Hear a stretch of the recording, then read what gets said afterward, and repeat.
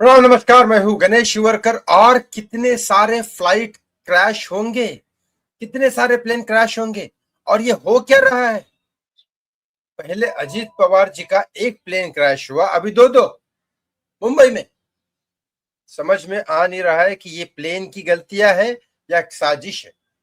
बताता हूं, बहुत बुरा बुरा बुरा मतलब एक्सीडेंट ऑफ कोर्स बहुत बुरा हुआ, लेकिन ये गलती भी इतनी इतनी बड़ी गलती है कि जिसका कोई हिसाब किताब नहीं।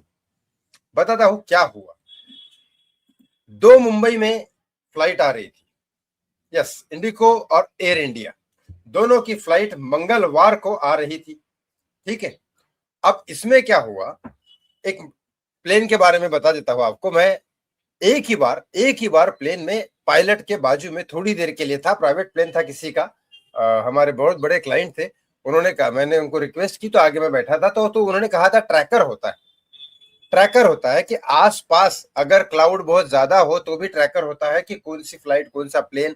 और ऑलरेडी सिस्टमेटिक होता है वेज। आपको दिख रहा होगा कि आकाश में कोई रास्ता नहीं है, लेकिन रास्ते उनके होते हैं डिसाइडेड, प्रॉपर उनका यंत्र होता है, एक प्रॉपर एक मशीन होती है कि इस डायरेक्शन में जाना है। वो डायरेक्शन पहले से तय होता है फ्लाइट निकलने के टाइम पे।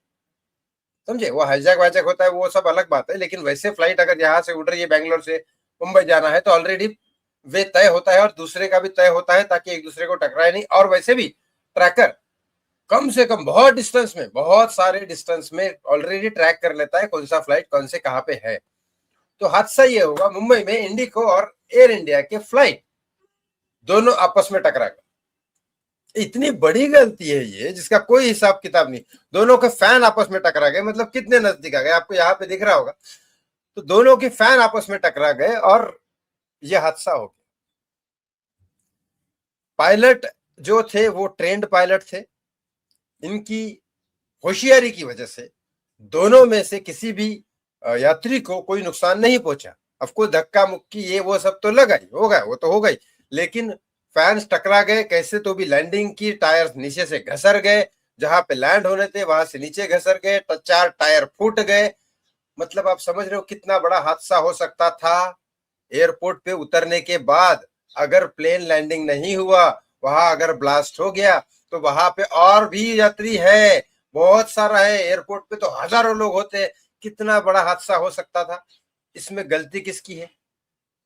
अब सारे लोगों ने बोला तो है कि इन्वेस्टिगेशन होना चाहिए, लेकिन इन्वेस्टिगेशन के नाम पे मुहूर्त में होता क्या है अभी तक पता चला अजित पवार का? अभी सुशांत सिंह राजपूत का पता नहीं चला कौन सा इन्वेस्टिगेशन कर रही है। और ये फ्लाइट में जिसमें कोई बड़ा आदमी, तो मतलब ऑफ कोर्स कोई ऐसा बहुत बड़ा नेता नहीं था, तो क्या इन्वेस्टिगेशन होगा? और कुछ मरा तो कोई है नहीं, तो बोलेंगे जान दो। ये है कानून। अब आपको क्या लगता है इस बारे में? कमेंट बॉक्स में कमेंट करके जरूर बताएं। थैंक यू सो मच, बहुत बहुत धन्यवाद। जय श्री राम।